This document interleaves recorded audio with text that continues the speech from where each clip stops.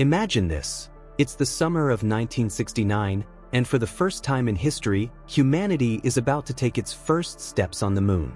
Neil Armstrong, in a moment that would go down in history, steps onto the lunar surface, declaring, "One small step for man, one giant leap for mankind." This moment wasn't just a victory for the United States, it was a victory for all of humanity.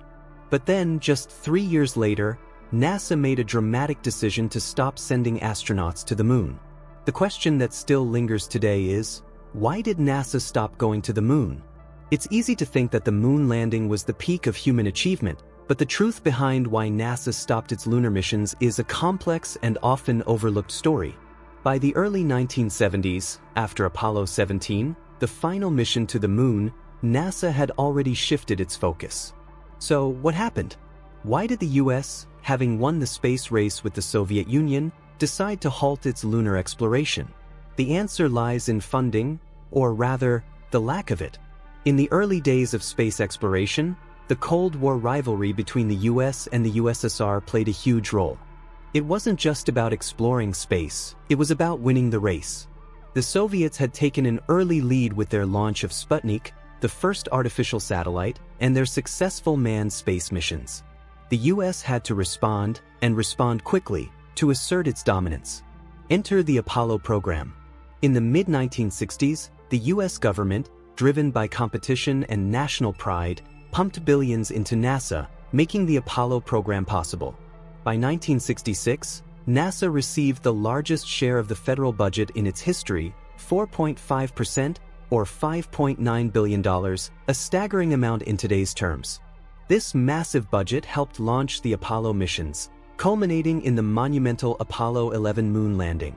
But as soon as the US reached its goal, to beat the Soviets to the moon, the priorities began to shift. The Cold War wasn't over, but the urgency had passed. The need to demonstrate superiority in space had been fulfilled.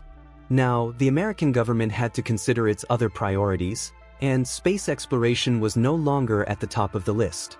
In the years following Apollo 11, the Apollo program began to experience fierce criticism. Critics argued that the enormous cost of the missions wasn't justifiable, especially after the primary goal of winning the space race had been achieved. NASA's budget was slashed, and with it, funding for future lunar missions. The Apollo program, which had already cost around $150 billion in today's money, became increasingly difficult to justify. Apollo 11 had won the race. Apollo 12, 13, 14, 15, and 16 didn't seem as exciting, and Apollo 17 marked the final chapter of manned lunar exploration. But while the US government pulled the plug on the moon landings, this didn't mean that space exploration was over. In fact, it marked the beginning of a new era in space research. While NASA was scaling back, other countries began to focus their attention on lunar exploration. By 1990, Japan's space agency launched 𝐸10, marking the start of a new wave of lunar missions.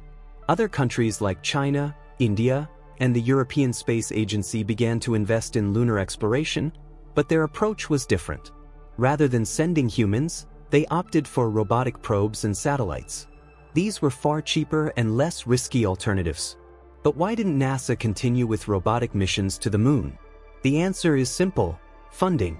The US government had different priorities, with much of NASA's resources being directed toward other projects, such as the International Space Station, ISS, and, more recently, Mars exploration. In fact, the focus shifted dramatically. NASA's attention moved from the moon to Mars, a far more challenging and exciting prospect, both scientifically and in terms of human exploration. The Mars missions gained momentum, and NASA's future missions began to focus on sending rovers, probes, and eventually humans to the Red Planet. However, this doesn't mean NASA had forgotten the moon. In fact, NASA has been planning its return to the moon for years. The Constellation program, initiated in 2005, aimed to put humans back on the lunar surface by the late 2020s.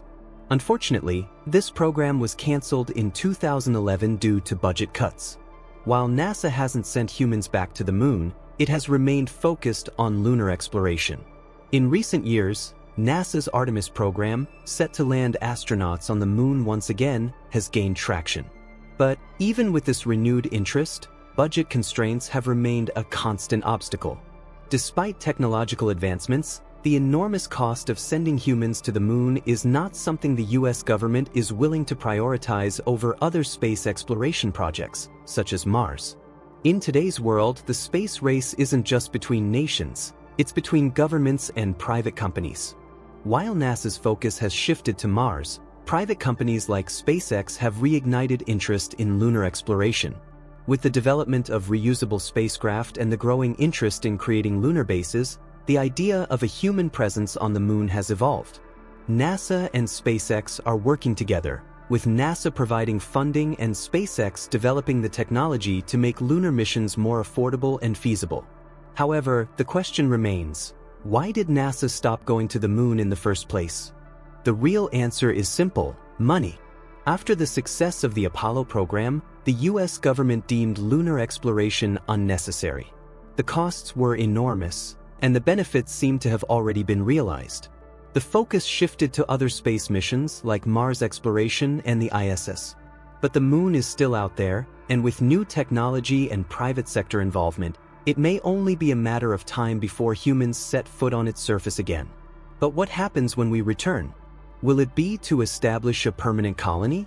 Will we find the answers to questions we've been asking for over 50 years?